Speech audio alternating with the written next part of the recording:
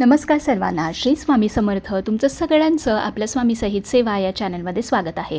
एक विनंती आहे की आमचे जर व्हिडिओज तुम्हाला आवडत असतील तर प्लीज लाईक, शेअर आणि सबस्क्राईब करायला विसरू नका. अन्नपूर्णे सदापूर्णे शंकर प्राणवल्लभे ज्ञानवैराग्य सिद्ध्यर्थम भिक्षाम देही च पार्वती. तर मंडळी, तुम्हाला माहितीच आहे की अक्षय तृतीयेला माता अन्नपूर्णेची आणि माता लक्ष्मीची भरीव चांदीची मूर्ती मी घेतली होती, पण त्याची अजून मी स्थापना केली नव्हती. कारण पौर्णिमेसाठी मी थांबलेले. पौर्णिमा हा खूप शुभ दिवस आणि शुभतिथी आहे. त्या दिवशी माता अन्नपूर्णेची आणि लक्ष्मी मातेची आपण सेवाही करतो आणि आपण नवीन मूर्तीची स्थापनासुद्धा करू शकतो.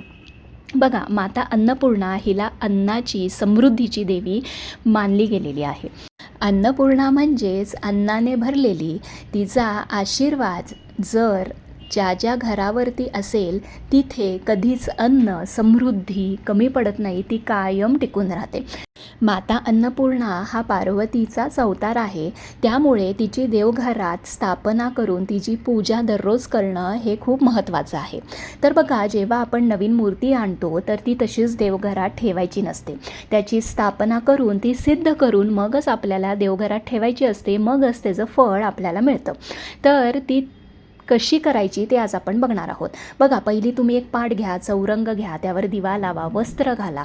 नंतर तुम्ही पहिली गणपती बाप्पांची स्थापना ही करून घ्यायची आहे. कारण ही पूजा जर तुम्ही सेपरेट मांडली तर तुम्ही गणपती बाप्पांची स्थापना पहिली करायची आहे, नाहीतर गरज नाही.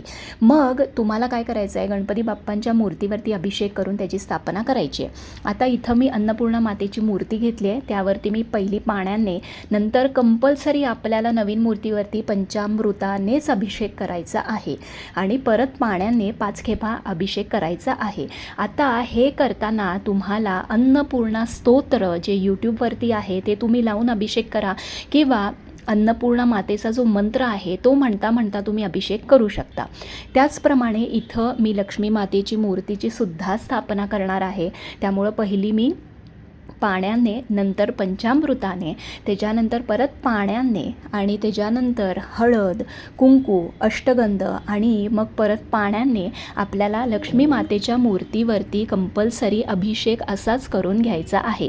हे करता करता तुम्हाला 16 खेपा श्री सूक्तांचं पठण करायचं आहे. फलश्रुती म्हणायची नाही आहे. 16 खेपा श्री सूक्तमचं आपल्याला पठण करायचं आहे.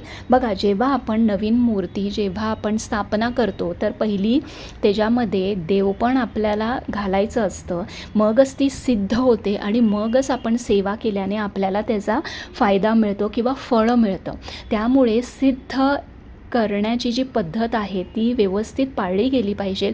उगीच मूर्ती आणायची, अभिषेक करायचा, ठेवायचं काहीही नाही. कारण त्याच्यामध्ये आपल्याला देवतत्व किंवा देवपण हे भरायचं असतं. त्यामुळे सिद्ध करणं हे मेन आहे.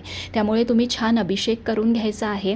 आणि त्याच्यानंतर बघा, आता इथं पौर्णिमा आहे म्हणून मी हे सगळी पूजा सेपरेट मांडली होती, पण तुम्ही तुमच्या देवघरामध्ये सुद्धा करू शकता. आता जेव्हा तुम्ही स्थापना करणार आहात त्यावेळेला माता अन्नपूर्णेची मूर्ती कायम ही तांदूळातच ठेवायची असते. त्यामुळे तुम्ही तांब्याची प्लेट किंवा वाटी किंवा पितळेची प्लेट किंवा वाटी घ्या, त्यावर छान तांदूळ ठेवा, त्यावरती छान हळद आणि कुंकू असं आपल्याला व्हायचं आहे. आणि त्यानंतर माता अन्नपूर्णा देवीची स्थापना तिथं करून घ्यायची आहे. आणि तांदूळ आपल्याला चारी बाजूनी आणि डोक्यावरून वाहायचे आहेत. आणि जिथं माता अन्नपूर्णेची जी पळी धरलेली असते त्या पळीमध्ये सुद्धा आपण तांदूळ वाहायचे आहेत. हे कंपल्सरी आहे, हे लक्षात ठेवा. त्याच्यानंतर माता अन्नपूर्णेला छान तुम्ही हळद, कुंकू, अष्टगंध, फुलं, गजरा, लाल फूल जे काय आहे, अत्तर, ते सगळं वाहून घ्या. तसंच माता लक्ष्मीची मूर्तीसुद्धा स्थापन करून घ्यायची आहे. तिलासुद्धा छान अष्टगंध, हळद, कुंकू, अत्तर असं लावून तिला भगवान विष्णूंच्या बाजूला तिची स्थापना करून घ्यायची आहे. आणि त्याच्यानंतर लाल फूल किंवा गजरा जे काही तुमच्याकडे अवेलेबल असेल, अत्तर, हे सगळं माता लक्ष्मीला आपण वाहून घ्यायचं आहे. आता काल पौर्णिमा होती, सो मी इथं अष्टलक्ष्मी आणि कुंचमसुद्धा भरून घेतलेला आहे, त्याची पूजासुद्धा केलेली आहे. आता हे सगळं झाल्यानंतर 16 खेपा तुम्ही श्रीसूक्त म्हणून सिद्ध करून माता लक्ष्मीची मूर्ती तुम्ही ठेवलेली आहेत. पण त्याच्यानंतरसुद्धा मी 3 पाठ महालक्ष्मी अष्टकमचे इथं म्हटलेले आहेत, व्यंकटेश स्तोत्रमचे 3 पाठ केलेले आहेत आणि त्यानंतर लक्ष्मी गायत्री मंत्र, विष्णू गायत्री मंत्र, कमलात्मक मंत्र हे 16 वेळा म्हणून झालेले आहे.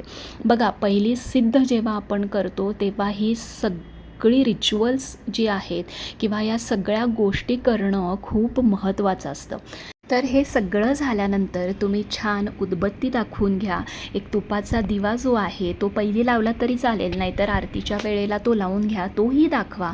त्याच्यानंतर दक्षिणावरती शंख पौर्णिमेला कायम पूजा करत जा. आणि इथं आपल्याला माता लक्ष्मीला दूध साखरेचा नैवेद्य दाखवायचा आहे आणि अन्नपूर्णा मातेला तुम्ही दूध साखरही दाखवू शकता किंवा तुम्ही पंचामृताचा नैवेद्यसुद्धा इथं दाखवू शकता. त्यामुळं मी इथं माता लक्ष्मीला दूध आणि साखरेचा नैवेद्य दाखवलेला आहे आणि माता अन्नपूर्णेला मी इथं पंचामृताचा नैवेद्य दाखवलेला आहे. पण पंचामृत बनवताना अभिषेकाला वेगळं बनवा आणि नैवेद्याला हे वेगळं बनवा. आणि नैवेद्य दाखवून झाल्यानंतर छान गणपतीची आरती, माता लक्ष्मीची आरती, देवीची आरती आणि अन्नपूर्णेची जर आरती यूट्यूबवर तुम्हाला मिळाली तर ती करून घ्या, नाहीतर कुठलीही देवीची आरती म्हटली तरी चालेल, कारण ते पार्वतीचंच रूप आहे. तर अशी छान जेव्हाही कधी तुम्ही नवीन मूर्ती आणाल तर अशी पहिली छान स्थापना करून घ्या, ती सिद्ध करून घ्या. त्याच्यामध्ये देवपण आलं पाहिजे, देवतत्व त्याच्यामध्ये आलं पाहिजे. त्याच्यानंतरच आपण सेवा केल्यानंतर ते आपल्याला फळ मिळतं. त्यामुळे उगीच मूर्ती आणून नुसतं अभिषेक करून ठेवल्याने काहीही होत नाही. त्याची व्यवस्थित सिद्ध करून मग स्थापना आपल्याला देवघरात करायची आहे. आणि त्याचप्रमाणे दर पौर्णिमेला किंवा दर 15-15 दिवसांनी आपल्याला अन्नपूर्णा मातेचे जे तांदूळ आहे ते आपल्याला बदलायचे आहेत. प्लस मंगळवार, शुक्रवार, पौर्णिमा ह्या पद्धतीने आपल्याला माता लक्ष्मीची सेवासुद्धा कायम स्वरूपी करत राहायचं आहे. तरच माता लक्ष्मी आपल्यावरती प्रसन्न होते. प्लस आपले कष्ट, मेहनत आणि आपले प्रयत्न हे चालू ठेवायचे आहेत. तर नवीन मूर्तीची स्थापना कशी करायची आहे हे तुम्ही बघितलेलं आहे. तर व्हिडिओ तुम्हाला कसा वाटला हे कमेंट बॉक्समध्ये नक्की सांगा आणि काही प्रश्न असतील तर कमेंट बॉक्समध्ये नक्की विचारा.